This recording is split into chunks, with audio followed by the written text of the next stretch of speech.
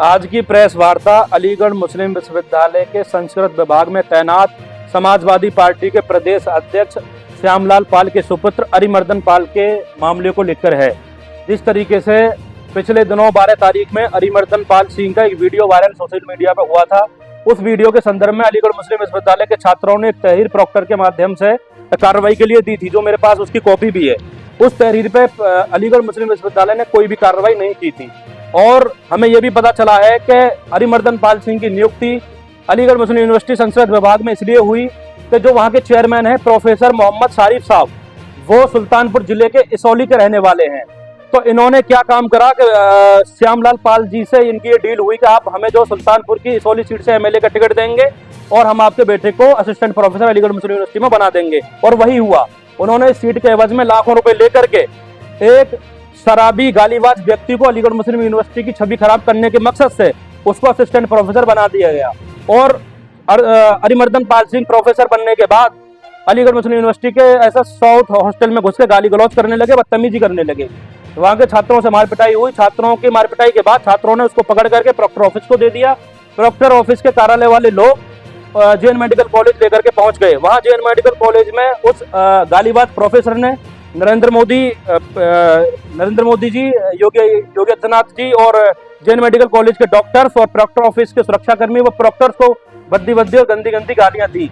उस गालियां का वीडियो वायरल होने के बाद भी अलीगढ़ मुस्लिम यूनिवर्सिटी के प्रशासन ने कोई भी कार्रवाई उस गालीबाज प्रोफेसर के खिलाफ नहीं की थी। इसी संदर्भ में आज थाना सिविल लाइन में हमने उस गालीबाज प्रोफेसर के खिलाफ तहरीर भी दी है, जिसमें पुलिस जांच कर रही है और जांच के आधार पर कार्रवाई करने की बात है। ये असिस्टेंट प्रोफेसर अलीगढ़ मुस्लिम यूनिवर्सिटी संस्कृत विभाग में असिस्टेंट प्रोफेसर के पद पर नियुक्त है। एज ए गेस्ट फैकल्टी वहाँ काम भी कर रहे हैं और अपना जो भी उनका कार्यविधि है उसको जो है कर रहे हैं। एक वीडियो देखिए, सबसे पहले तो ये है कि वीडियो के आधार पर कार्रवाई होनी चाहिए। दूसरी चीज ये है कि इसकी जो नियुक्ति हुई इसकी जांच होनी चाहिए। इसकी जांच को लेकर के एमयू विजिटर महामहिम राष्ट्रपति महोदय को हमने लिखा है, एक पत्र भेजा है और एचआरडी मिनिस्ट्री को भी भेजा है, धर्मेंद्र प्रधान जी को भी भेजा है, यूजीसी को भी लिखा है। साथ में अलीगढ़ मुस्लिम यूनिवर्सिटी वाइस चांसलर और रजिस्ट्रार को भी हमने पत्र भेज करके कार्रवाई की मांग की है। और हमने उसमें ये लिखा है कि आप जांच करवाइए कि इसकी नियुक्ति जो मेरे द्वारा लगाए गए जो आरोप हैं इसके आधार पर सत्य है नहीं है। मैं गारंटी देता हूं कि मैंने जो आरोप लगाए हैं वो 1000% सत्य है। अगर सत्य नहीं है तो प्रोफेसर शारिफ साहब आकर के बताएं किस आधार पर उस प्रोफेसर गालीबाज प्रोफेसर की नियुक्ति की गई है। बताइए, गालीबाज प्रोफेसर आप बोल रहे हैं और वीडियो में गाली भी दे रहे हैं, तो क्या वजह रही जो अब तक जो कार्रवाई नहीं हो पाई है? देखिए, प्रशासन ने, अलीगढ़ मुस्लिम यूनिवर्सिटी के प्रशासन ने ये सोचा कि एक बड़ी पार्टी के प्रदेश अध्यक्ष हैं और वो माननीय प्रदेश अध्यक्ष अलीगढ़ आए थे। इस अलीगढ़ आकर के उन्होंने जो संस्कृत विभाग के चेयरमैन हैं उनके घर पे बैठ करके इस मामले को रफा दफा करवा दिया था। तो एमयू प्रशासन हमेशा की तरह जब भी कोई भी गतिविधि वहां होती है तो वो छिपाने का काम करते हैं और ऐसे ही उन्होंने हमेशा की तरह इस गंदे कृत्य को भी छिपाने का काम किया।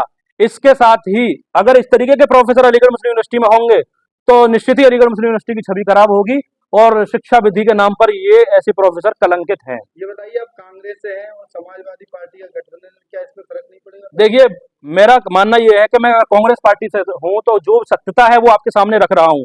अगर मैं कांग्रेस में हूं तो इसका मतलब ये नहीं है कि गलत को सह लिया जाए।